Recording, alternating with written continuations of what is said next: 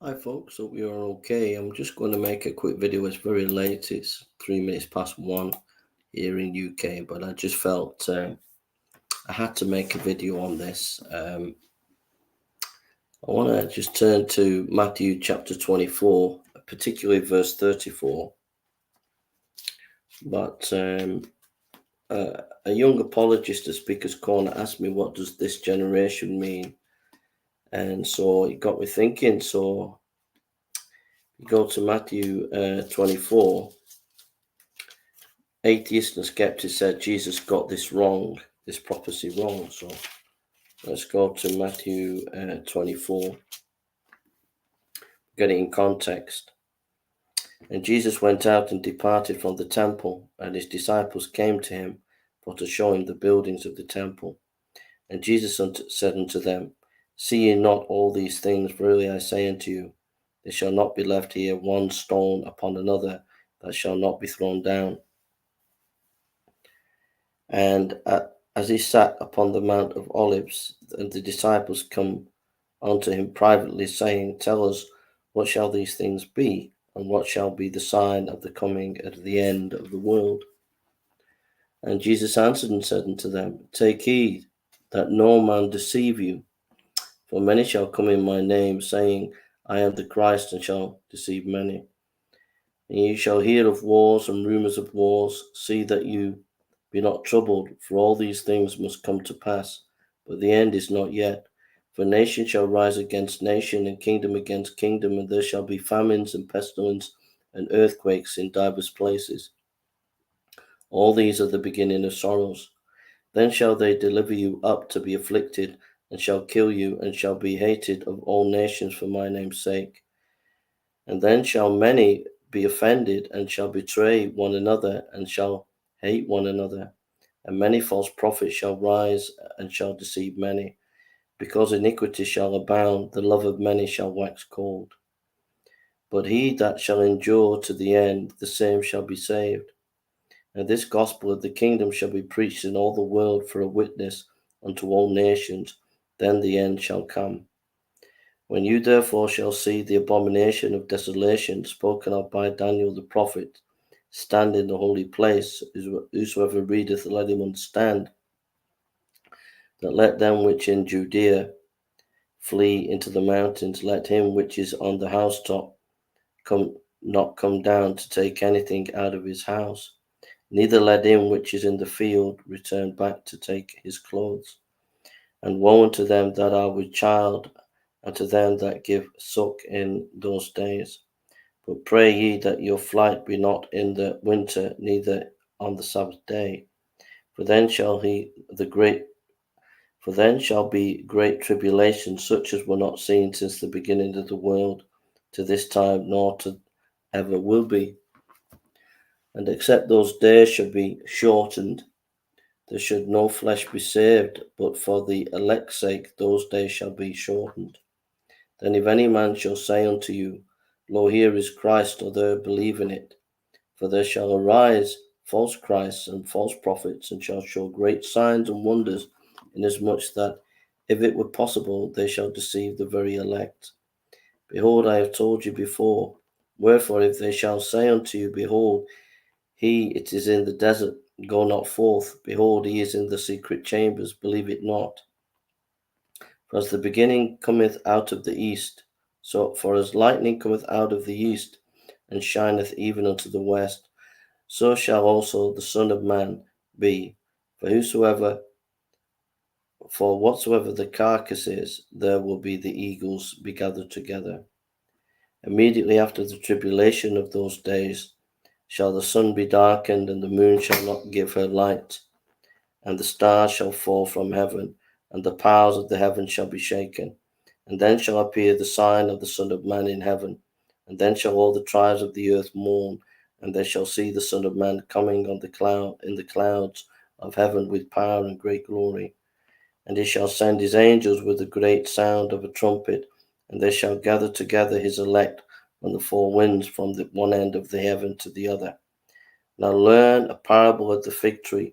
When his branch is yet tender and putteth forth leaves, yet you know the summer is nigh. So likewise, when you see all these things, know this is nearer, even at the doors. Verily I say to you, this generation will not come to pass. Will not pass. Verily I say unto you, this generation shall not pass till all these things be fulfilled. Heaven and earth shall pass away, but my words will not pass away. But of the day and the hour no man knoweth, not the angels of heaven, but my Father in only. But as the days of Noah were, so shall also the coming of the Son of Man be.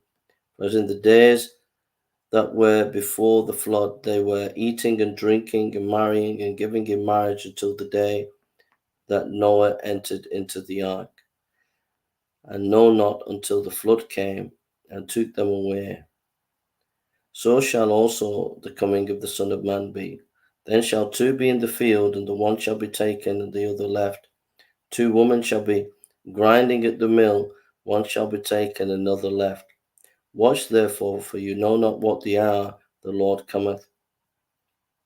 But know this, that if the good man of the house had known in what to watch the thief would come, he would have watched and would not have suffered his house to be broken up.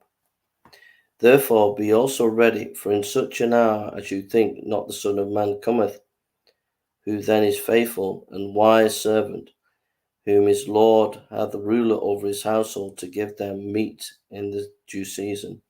Blessed is that servant whose Lord, when he cometh, shall find so doing. Verily I say to you, that he shall make him ruler over his goods. So it's not all the chapter, but so what is it? Hey, Michelle, God bless you. Hope you are okay, sister. So, Legionnaire Ministries, they say the word generation means Jesus is coming in judgment. And the Legionnaires Ministries, you can look at the article, it's under the video, but I'll just show you. They say that when it says the generation, this generation, there's the article. That's R.C. Sproul. He says it all happened in Jesus' time, that Jesus, it was a reference to Jesus' judgment on the temple. But when you read the language of the whole chapter, it's talking about the preaching of the gospel around the world. It's talking about one taken from the field. So I don't think R.C. Sproul's exposition does justice to all that's being said in that chapter. So then you believe the answer is in verse 3. So let's see verse 3. Matthew 24, verse 3. Put that on there, yeah. Verse 3. 24, verse 3.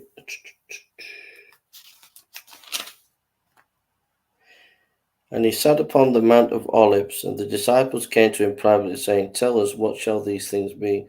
What shall be the sign of the coming of the end of the world? Yeah. Yeah.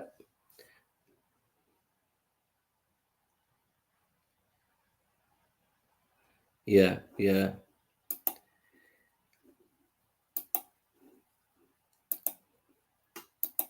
That's good, that, Michelle, yeah.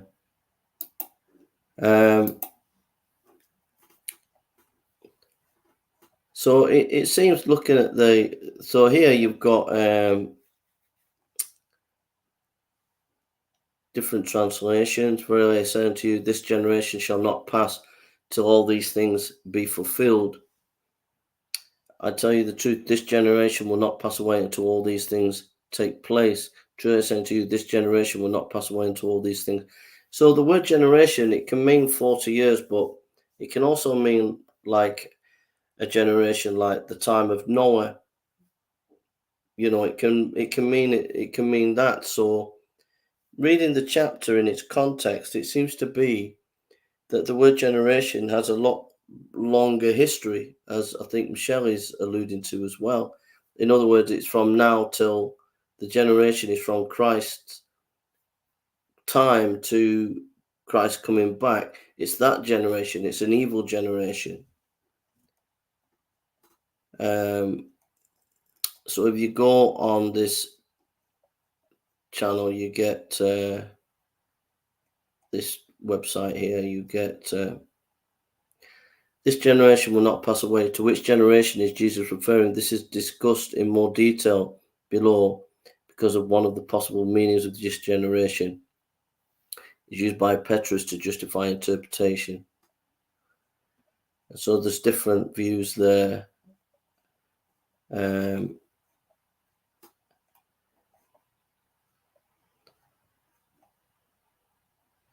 Critique of top-rated commentaries. So below are comments on some of the top 5 commentaries. Craig Keener makes a fairly dogmatic statement that the view circulated mainly in current popular circles that Matthew 24 addresses only a tribulation that even readers after 70 AD assumed to be wholly future is not tenable. Matthew understands that all these, probably referring to the questions about the temple demise in Matthew 24:2, will happen within a generation, Matthew 24:34. I don't agree with that. I think the word generation is referring to all the people from Jesus' time till now. Keener is not correct in making a statement that generation always refers to generation, then living. Notice that Keener conveniently ignores Jesus' use of generation that are used as an adjective to describe quality or kind of generation, Matthew 12:39. So there are different meanings to the word generation, meaning quality. R.T. France writes on Matthew 24:34 that those who interpret this passage as referring to the parousia must therefore either conclude that it proved to be untrue and that this generation does not here carry its normal meaning. It has, for instance, has been taken to mean the Jewish race or unbelieving Judaism. It is unlikely that such an improbable meaning for the noun would have been suggested at all without a constraint of apologetic embarrassment. No, France does not even attempt to defend his dogmatic statement that it is unlikely that such an improbable meaning for the noun generation would have been suggested. As discussed above, Jesus himself in this very gospel used generation several times to describe the kind of generation, qualitative, not quantitative, that would witness all these things, referring to as evil. So you have in Matthew 12:39, but he answered and said to them, an evil and adulterous generation craves for a sign, yet no sign will be given but the sign of Jonah. Matthew 12:45, then it goes and takes along with it 7 other spirits more wicked than itself, and they go and live there. And the state of that becomes worse than the first. That is the way it will also be with this evil generation. So the word generation can mean quality, not just time. An evil and adulterous generation seek after a sign. William Hendrickson holds that Matthew 24:15 was fulfilled in 70 AD. Yet he concludes that this generation is a qualitative term and not a quantitative term. By no means is it established that the term this generation must be limited to contemporaries. It can also refer to kind of people, says Hendrickson. R.C.H. Lenski holds 70 AD fulfillment in Matthew 24:15 and agrees with Hendrickson on the interpretation of this generation. D.A. Carson interprets this generation with quantitative rather than qualitative, meaning that only with the greatest difficulty be made to mean anything other than the generation living when Jesus spoke. Even if generation by itself can have a slightly larger semantic range to make the generation refer to all believers in every age, or the generation of believers alive when eschatological events start to happen, is highly artificial. No, it's not. These are great commentators, but they're all incorrect. We're just saying that it can mean qualitative in terms of the wickedness of a people. So it's saying that a wicked, from Jesus till him coming back, it's a wicked generation.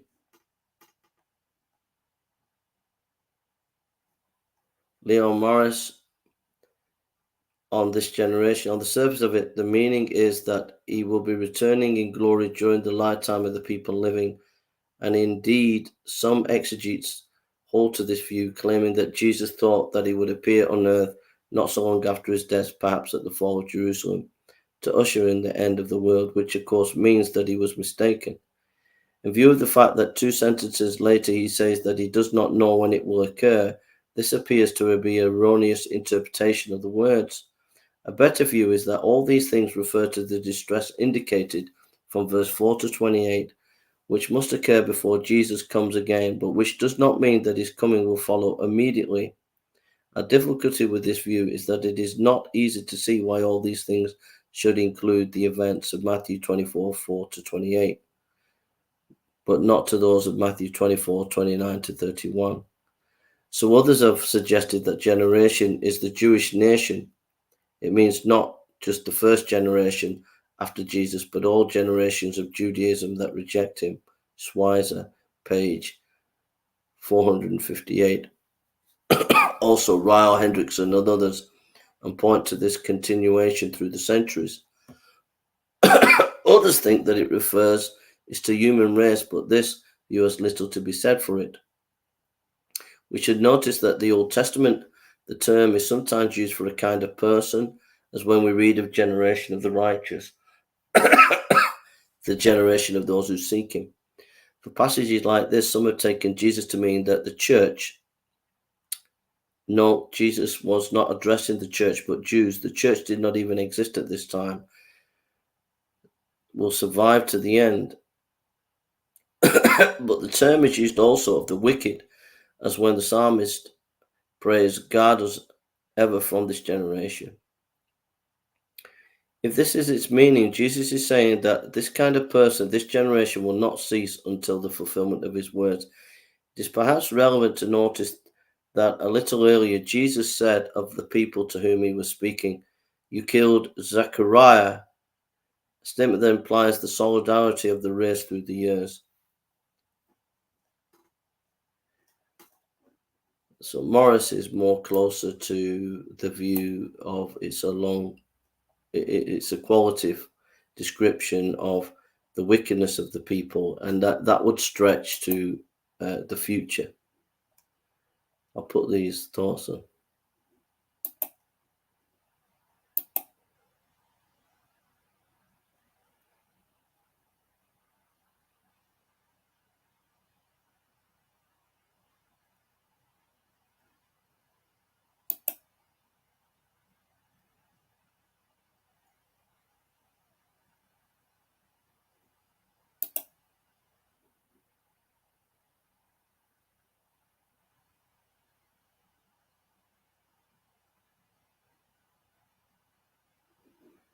Thank you, sis.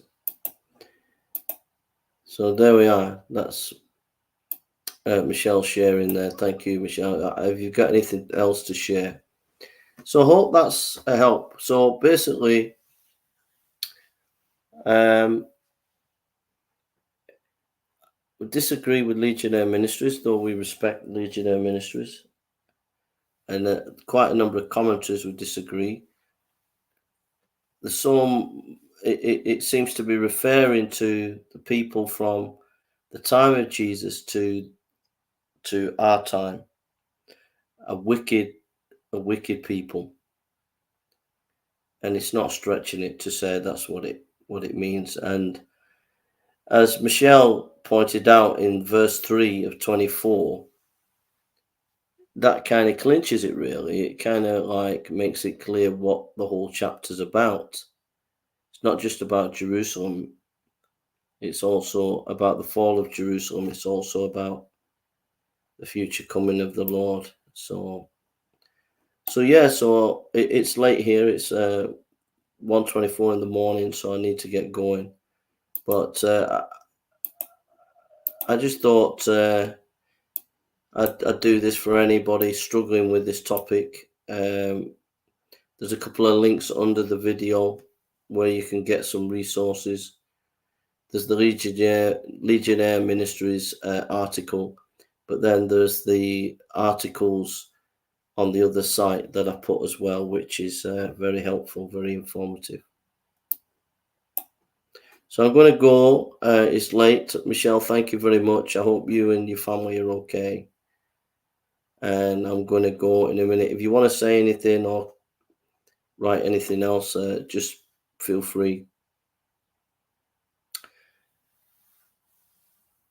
Yes, yeah, and I need to get sleep. So, got to go. God bless you all. A lot of parcels are coming tomorrow, Bibles and everything for Malawi and stuff. So, it's a bit of an exciting day tomorrow. Lots of boxes are coming and things. All right, so take care, everybody. Love to everybody out there, and God bless you, Michelle, and everybody else. So, hope it's been informative and helpful, and God bless you all. Take care.